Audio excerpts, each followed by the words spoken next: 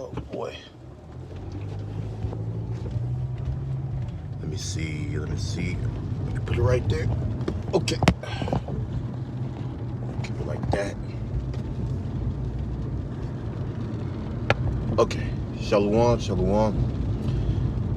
Shalom to you believers out there. I would like to start off by giving all praises, honors, and glories due to Yahweh. Ba'ashem, Yahushai, Ba'ashem, Rakah, Kodash. Double honors to the apostles, elders, and bishops of Great Millstone, who grew and teach well, right? And also, I like to say peace, blessings, and salutations to the elect, the hopeful elect, wherever you may be, right? Across the four corners of the earth. That's including the believers, right? Helpers in the ministry, you men, women, and children, and also the laborers, you fellow prophets and you teachers that make their bodies a living sacrifice for the words of Yahweh Shem Yahushai. To you all say shalom, and may the blessing of election be befall you and your household. Now I'm in transit right now. I'm driving, going to pick something up, and I just wanted to briefly speak on the topic that's going around, which is concerning the Israelite woman, okay, in the kingdom of heaven, right? And I guess a lady dropped a comment, her and a wife. There's a bunch of back and forth going on, just a bunch of drama. And one of the concerns that they had was about the AI generated images that brothers were using as visuals, you know, for encouragement and motivation to keep pushing, right? To keep pushing. And let me pay attention. I don't want to miss my turn. And one of the gripes that she had was, you may have to make a turn. One of the gripes that she had was us brothers were using women that don't look like the average black woman today. And it just, to me, that sounds like someone that may have low self-esteem. That's what it appears to be. Someone who may have low self-esteem and they don't like the way they look. Well, I'm gonna just say this, you know, low self-esteem won't be a thing to rhyme accidentally, but low self-esteem won't be a thing, right, for the Israelites in the kingdom of heaven. You know, that will be a thing of the past, right? As the scripture says, for the former things are passed away. So we won't have to worry about little insecurities like that. That should even cross your mind, right?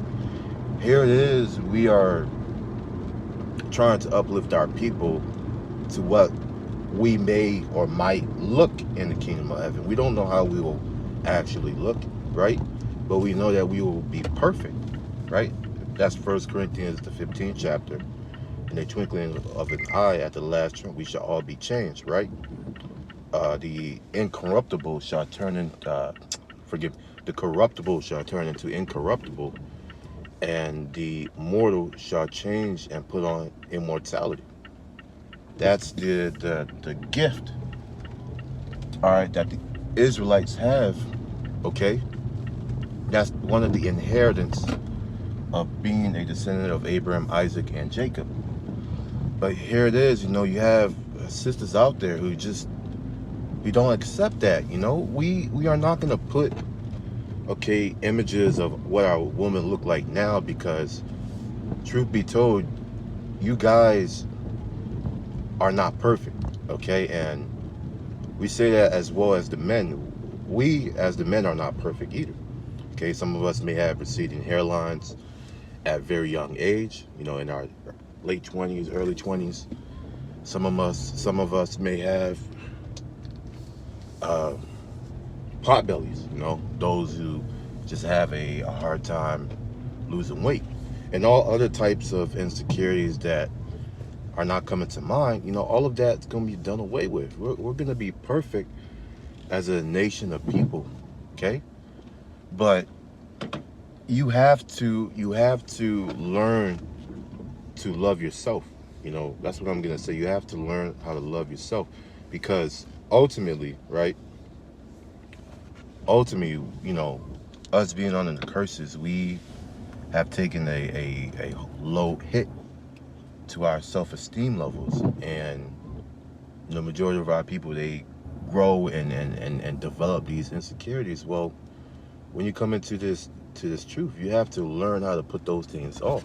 Okay, and that's part of becoming a new man, becoming a new man, or becoming a new woman, right? Becoming a new creature. You have to learn how to put everything that you held in the world and put them off and come in with I guess you could say, a new perspective.